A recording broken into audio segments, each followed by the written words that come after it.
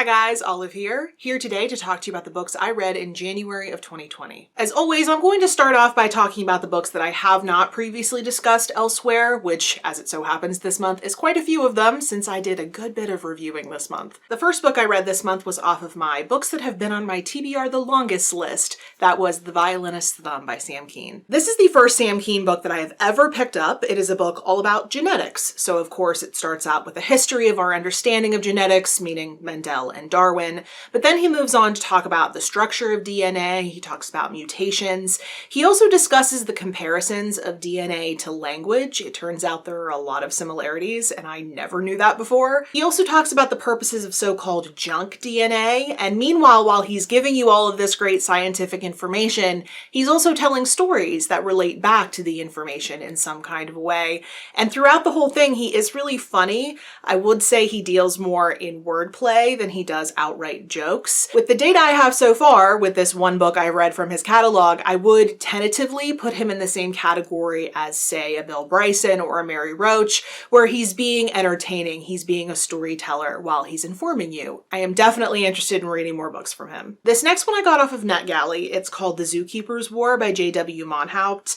This one came out back in November. I have been trying to work my way through some of my NetGalley picks that I didn't have time to get to before their release date. I feel pretty bad that they've just been languishing away on those virtual shelves. This book discusses a situation that was going on in 1960s Berlin during the Cold War.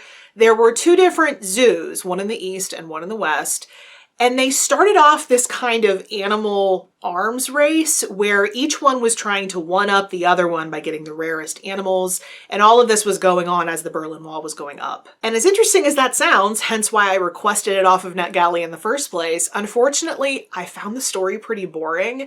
It never felt like it should have been its own book. It always felt like it belonged in a book within a larger context, like it should have been a few pages or even a full chapter in a book about the Cold War in general. Also, it made me really sad, as in any discussion about a zoo, to hear about these animals being dragged away from their natural habitats to just become objects for people to gawk at, which again, that's the case with all zoos, but in this case, it was being done so frequently and with so much fervor just to prove the superiority of one political ideology. It's just ridiculous. These are living beings, not chess pieces, and the author never really comments upon that. So while the cover of the book is awesome, reading it was ultimately a complete waste of time. A much better book I got off of NetGalley and read this month was Such a Fun Age by Kylie Reed. I started this one right at the turn of the year, and a few days after I started, it was announced that this was going to be Reese Witherspoon's next pick for her book club, which honestly made me a little bit nervous since The Secrets We Kept was a flaming trash fire, and I do not care who hears me say that. But this one was amazing. It might end up being one of my top books of the year, and we're only 1 month in. The way that everyone summarizes this book seems to be with the incident that it kicks off with. A young Black woman named Amira is a nanny for a white family in Philadelphia. In the middle of the night, she gets a call from her employers asking her to take their toddler daughter out of the house for a few hours while the police come over because a vandal had targeted their home. They didn't want their daughter to be scared, so they didn't want her in the house for that. So they asked their nanny, who had been out at a party at the time, to take her out for a few hours. They don't really care where. So Amira and her friend, who had been with her at this party, take the little girl to a nearby grocery store. They walk there, they're walking around with the little girl, trying to keep her entertained as you do with toddlers. But a fellow shopper in the store assumes, with her eyeballs, that because this little toddler girl is white, she is probably in trouble because the women she's with are Black. So she tips off the store rent-a-cop, and an altercation ensues when this cop approaches Amira and her friend, and a bystander catches the entire thing on camera. But the problem with reducing this book's synopsis to just that one event is the problem with making any judgment off of a small little video that we see go viral online, in that there's so much more to the story. In the book, we follow Amira, the nanny, as she's doing the job and as she's trying to figure out what's going on with her life. She feels a lot of pressure to get a real job. We also follow her employer, who is attaching herself to Amira in kind of an unhealthy way since she moved away from all of her friends in New York City. And then we also follow the man who caught that incident on camera, and we see the ways in which they all are connected. I adored this book. As many people are saying about it, there is so much good societal commentary in here.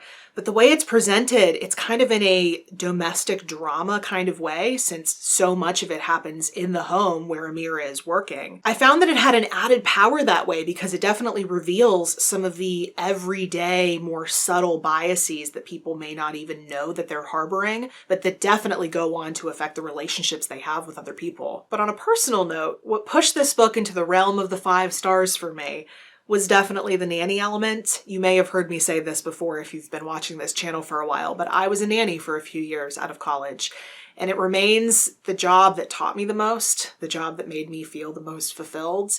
I have never seen the experience be more realistically portrayed than in this book. This one is worth the hype. Highly recommend you pick it up. And then I moved on to read another work of fiction that I loved called The Lonely Hearts Hotel by Heather O'Neill. This one was on the Bailey's Prize long list a few years back. It's pretty widely covered on BookTube around that time.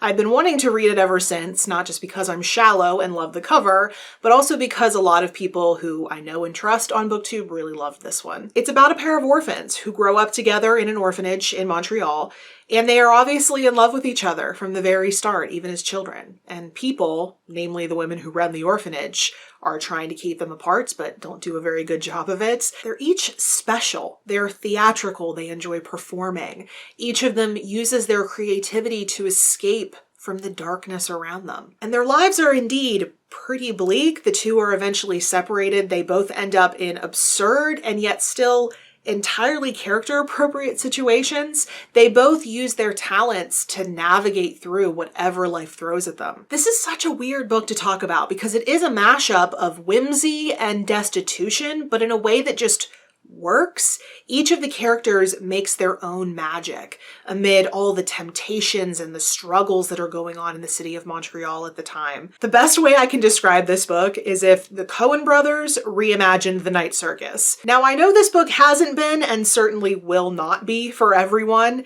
If you don't like books that have abuse, intense sexuality, drug use, and mob violence all by the shovelful, then you probably don't want to pick this book up. But if you can stomach all of that, I think you will be able to see what I think she was going for in this book, which is finding your own version of peace and also finding beauty amid the decay. Then I went back to nonfiction and picked up Old in Art School by Nell Painter. This one was not on my TBR, but it had really caught my eye a few months back, and I decided to finally just lean in and pick it up, even though I didn't formally put it on my TBR. This is the memoir of a prestigious academic, a professor at Princeton, who decides in her early 60s to start all over and go back to school to study art at the undergraduate level. This book is obviously all about that experience, what she, as an older Black woman, respected and established in one field, learned and felt when she completely started over. She talks in this book about what mountains she had to climb. She talks about how she struggled to be taken seriously by her peers and professors,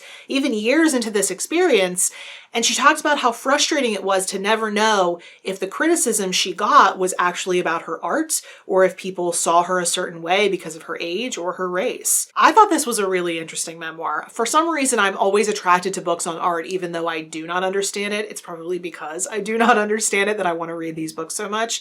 But since she was more or less new to the field, it was really cool to kind of enter that world with her and learn along the way. The book does go into the nitty-gritty details of making art, so drawing, painting, and so on and so forth, which of course I was only able to follow to a certain extent. Again, I'm not an artist.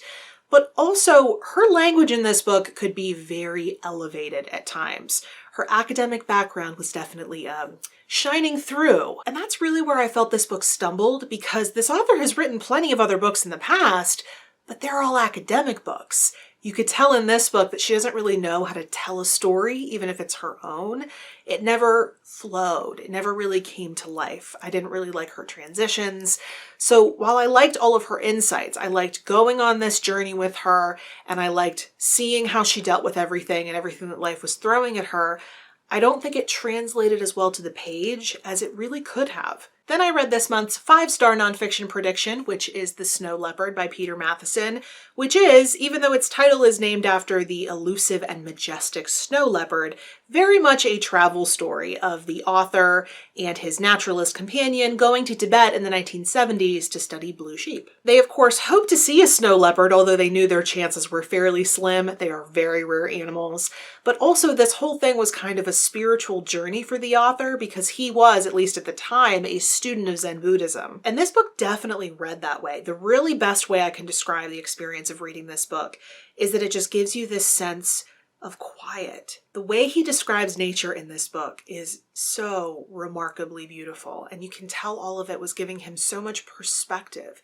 He describes the glory, but also the sorrow of isolation. This is absolutely one I plan to return to in the future. I found it to be such a great anxiety-busting book this month, which was much needed. If you're interested in hearing more about this book, Brian over at Bookish gave this one a great review. I will leave a link for that if you're interested in watching it. Completely unintentionally, I actually picked up a total of 2 different books on big cats this month because I didn't just read The Snow Leopard, I also picked up Cattail by Craig Pittman, which is all about how the Florida panther very nearly went extinct, largely due to all the development that was going on in Florida. A group of people did decide to step in and try to revitalize the existing population and grow their numbers, but they faced so many different challenges along the way, mainly a whole lot of governmental red tape. I did really enjoy this book. The author has a real knack for characterization, and there are some seriously wacky characters in this book. It's a story of Florida. What else do you expect? I did find myself getting really frustrated reading this book though, and not just because the governmental red tape is maddening and not just because humans are so awful to nature,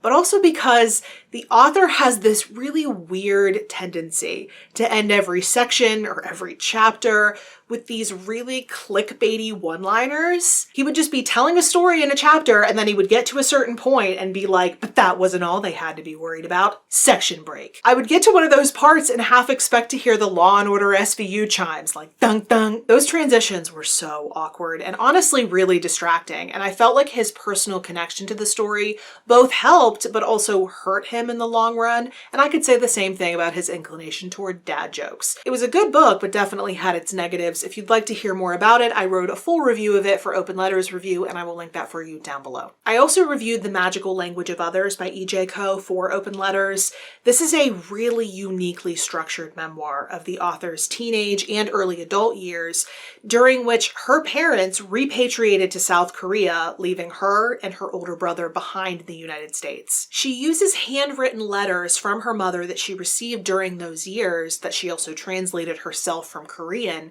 as kind of dividers in between talking about other experiences during that period in her life. For me, this was a dream of a book because there is so much that you as a reader have to extrapolate because she is not forthright about her thoughts and her feelings, but they're all right there if you care to look for them. I thought it was a really wonderful book. I will leave a link to my written review down below if you'd like to hear more about it. And then, since it had been a while, I decided to pick up 2 different YA books. The first of those is called The Light at the Bottom of the World by London Shaw, the story of a young woman on the hunt for her falsely imprisoned father in a world in which humanity has been forced underwater. And I also read Woven in Moonlight by Isabel Ibanez, a Bolivian-inspired tale of a false queen attempting to win back the capital city for her people. I thought both of these were so fantastic, and I actually found that they have quite a bit in common with each other. If you'd like to hear more about one or both of these books, I did a dual review video in which I talk about both of them. I will leave a link for that video down below for you if you would like to watch it, and also I did a full written review of Woven in Moonlight for Open Letters, and I will leave a link for that down below for you as well. And then last, but certainly not least, was my classics pick for the month, which was The Custom of the Country by Edith Wharton, in which a Midwestern girl moves to New York City and sets her sights on making it in high society. But as we very quickly learn, nothing is ever enough for her. And the more she gains, the more she loses, including her audience's sympathy. This main character, Undine, is rightfully detested by most readers, but I had a theory about why she is the way she is, and I broke down that theory in a separate video that I will link for you if you're interested in hearing it. So those were all the books that I finished in January. I did pick up a few others that I ended up quietly DNFing. I'm not going to talk about them here. One of them I do plan on coming back to at a later date, but the other 2 I just wasn't getting along with, and I am determined this year to have a better fiction reading year. I cannot have another experience like last year, so any fiction book that I am not getting along with, I'm just DNFing. I may not have that strategy forever, but for right now, it appears to be working because I had a fantastic reading month, and I'm really hoping I can say the same for February. As always, if you've read any of these books, if you've heard of any of them, or if you're now interested in reading them after hearing me talk about them, I would love to hear from you in the comment section below. But you can also find me on a variety of different places on social media, and the links to all of my profiles will be in the description box below. Thank you so much for watching. I hope you're having a wonderful day, and I will see you in the next video. Bye.